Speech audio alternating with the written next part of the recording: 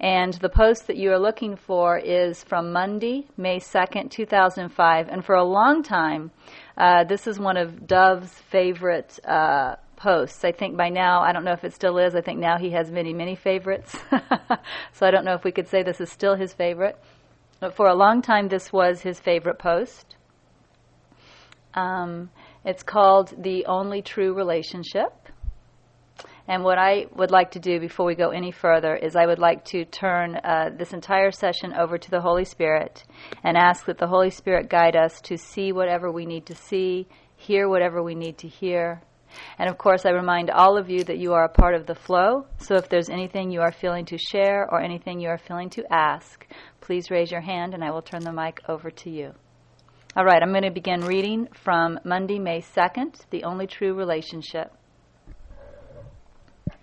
It seems like you have many relationships, but that is simplified if, first, you can see there are only two.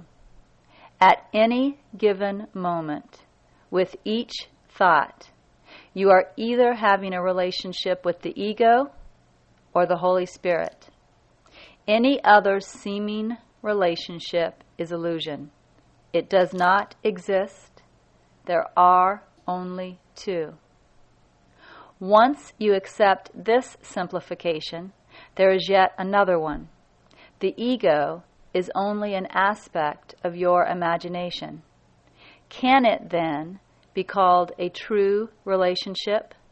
If that which is imagined isn't real, what is the only true relationship? Think on this today and be glad. And I remember very clearly when I received this.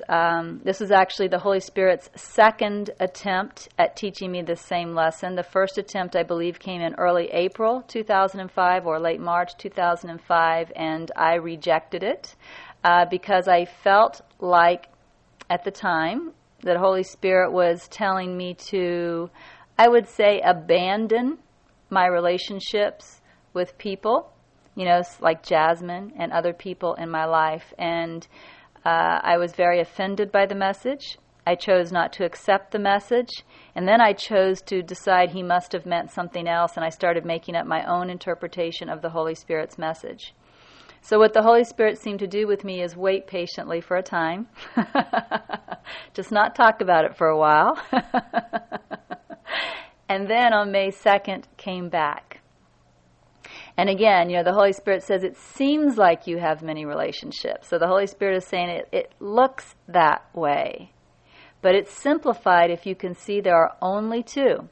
Because at any given moment, with each thought. And when the Holy Spirit said with each thought, that is when the Holy Spirit turned my focus from the outside to the inside.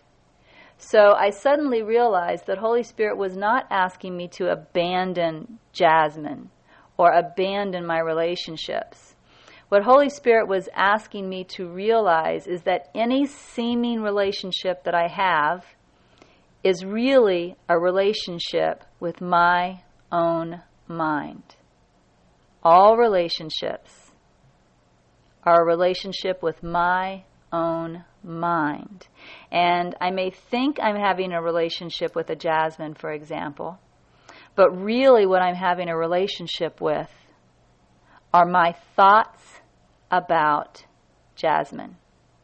That's what I'm having a relationship with, are my thoughts about Jasmine. And since my thoughts can seem to be what we call ego thoughts, thoughts of separation, or my thoughts can be what we call Holy Spirit thoughts, thoughts of healing and thoughts of oneness, then in any given moment when I seem to be having a conversation or a relationship with Jasmine, what I'm really doing is either having a relationship with the ego in my own mind or the Holy Spirit in my own mind. And what the Holy Spirit really wanted me to do is to start to be very, very aware of this fact. Because if I believe I'm having a relationship with a person named Jasmine, I am totally distracted from my own mind. But if I accept that that relationship truly does not exist, there is no relationship except the relationship with my own mind, then I can start looking at my own mind. I can start paying attention to the relationship I'm choosing, and when necessary, I can begin to choose again. And this was a very, very powerful message for me, and it did change the way that I relate to people. It changed it a little at first, and over time, changed it greatly. Changed it greatly over time as I got better and better at accepting this message. But when I am with someone, for example, Jasmine, who I've brought up, let's say informed that Jasmine is extremely unhappy. Let's say informed that Jasmine is throwing some kind of temper tantrum. At one time, I would have automatically gone to ego in my mind. I would have reacted to that from a place of ego, and I would have assumed it was because of her. I was having a relationship with her, she was behaving unreasonable, and this is what was causing my feelings. What I've learned to see is that that is not true. Regardless of what Jasmine seems to be doing, the relationship I'm having is with my own thoughts. So if thoughts of annoyance begin to come up, thoughts of blame, thoughts of attack begin to come up in my own mind, I realize that I am perceiving right now only through those thoughts, and that nothing else is happening here. I'm having a relationship with nothing but my thoughts. And if I am not enjoying, if I am not happy with the relationship that I'm having right now, I can instantly choose another relationship because there is another relationship in my mind, and that is the Holy Spirit. So I take full responsibility for the way that I am perceiving and reacting to the situation. I forgive myself by letting go of the thoughts I do not want, and I choose again. I ask the Holy Spirit to help me see differently. I refocus, redirect my mind, and the behavior on the outside does not have to change, but my perception and my feelings change completely because I never was having a relationship with an other. I was always having a relationship with my thoughts. And when I choose to change the relationship in my mind, everything changes. And then the Holy Spirit continues, once you accept this simplification, there is yet another one. You can go even further with this if you want to. The ego is only an aspect of your imagination. Can it then be called a true relationship? If that which is imagined isn't real, what is the only true relationship?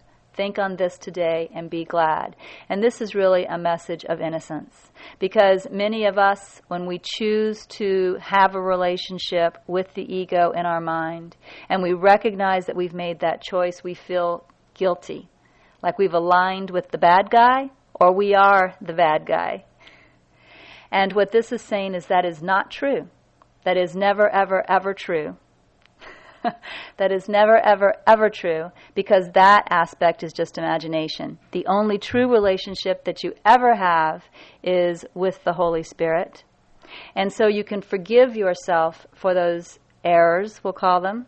And then he says, think on this today and be glad, because the only thing you really ever do is maintain one true relationship. Other than that, you are simply fooling yourself.